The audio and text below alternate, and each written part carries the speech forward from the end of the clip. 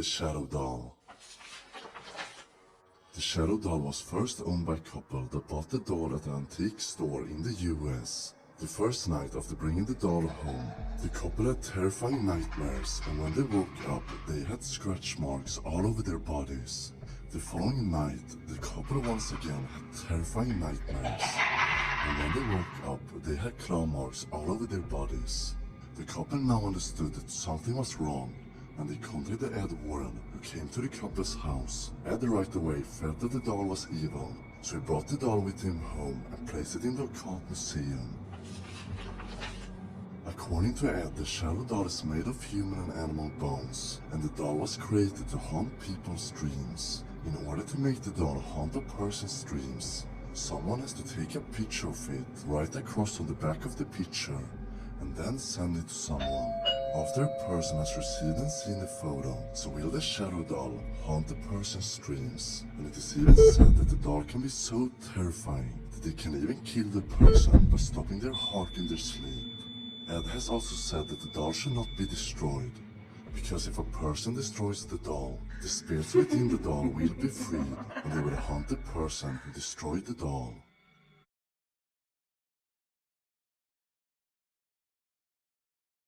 The Conjuring Mirror. On a wall in the Occult Museum hangs a 5-foot-tall antique mirror. But this is no ordinary mirror. This mirror was once used to summon spirits, to attack people. The mirror was first owned by a man named Stephen Selner, which lived in Pennsylvania, and he used the mirror to practice black magic. Stephen would use the mirror in a medieval ritual, and after perfecting the ritual, Stephen was able to see into the future, and he would eventually use the mirror to take revenge on people that he didn't like. In order to take revenge on the people that he didn't like, Stephen had to use the mirror to summon inhuman spirits, to seek out his victims and attack them. Stephen could actually see the inhuman spirits attack his victims in the mirror, but Stephen would eventually make a mistake that would make the evil spirits to attack and haunt him instead of his victims. Stephen would hear footsteps and heavy breathing in his house. Doors would open by themselves and objects would be thrown towards him. He even began to see a terrifying spirit that would wake him up in the middle of the night. After about a week, Stephen couldn't take it anymore, so he contacted the Catholic Church, begging them to help him get rid of the spirits. The church called Ed and Lorraine Warren and told them about Stephen. The Warrens later arrived at the house and they met a terrified Stephen, begged them to make the spirits to go away. After entering the house, the Warrens saw how objects was thrown around and how doors were opening and closing by themselves. The spirits even parked Ed's car in the middle of the road, which blocked the traffic and made many people angry. In order to stop the activities in the house, Ed had to reverse the ritual that Stephen had performed, and after reversing the ritual, the activities stopped.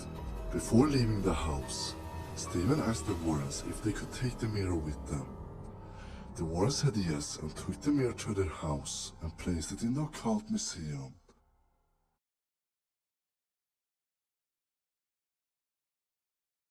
The African Fertility Dolls. On a shelf in the Occult Museum stand several African fertility dolls, which were used by a witch doctor in Africa that used them to practice black magic. An unknown person actually stole the dolls from the witch doctor, which in the end was a big mistake. The man who stole the dolls sent the dolls to a relative in the hopes that his relative would be able to sell the dolls to a museum, but the man who stole the dolls unfortunately died under mysterious circumstances. And his relative who received the dolls became paralyzed shortly after receiving the dolls. 2 years later, the man and his wife was found dead.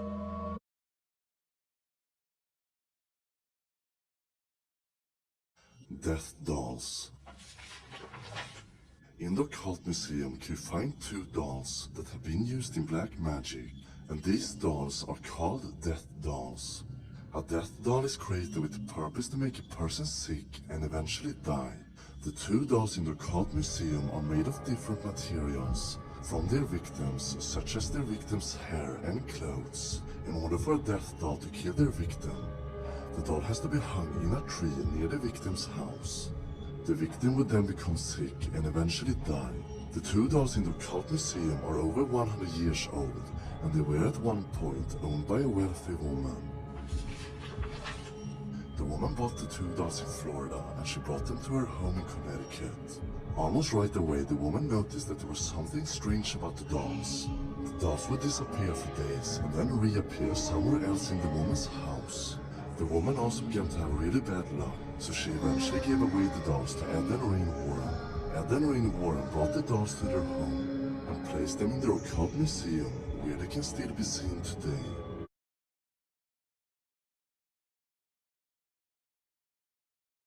Annabelle the Haunted Doll.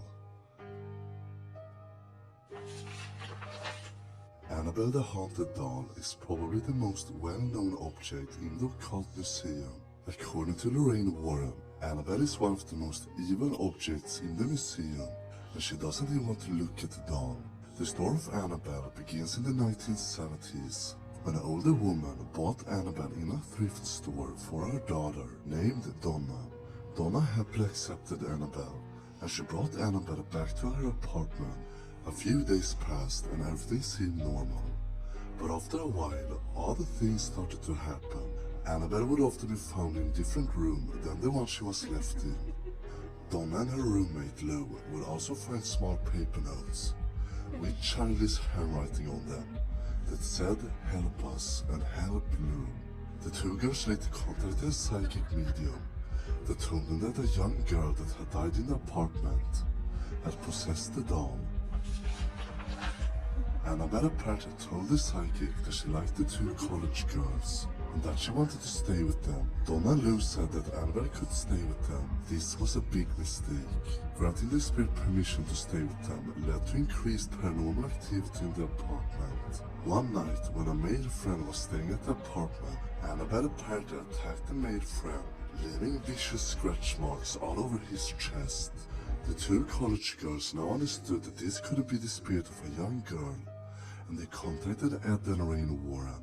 The two girls soon found out that Annabelle was not possessed by the spirit of a young girl, but by an evil demon who had pretended to be a young girl, just to get close to the girls with the intention to possess one of them. The girls gave Annabelle to the Warrens, who encased it in a glass display cabinet in the Occult Museum.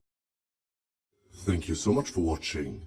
If you liked this video, please hit the like button and subscribe for more videos. Why do you seem so scared? All I wanted to do was play with you. Please come and play with me. You're not afraid of the dark, are you?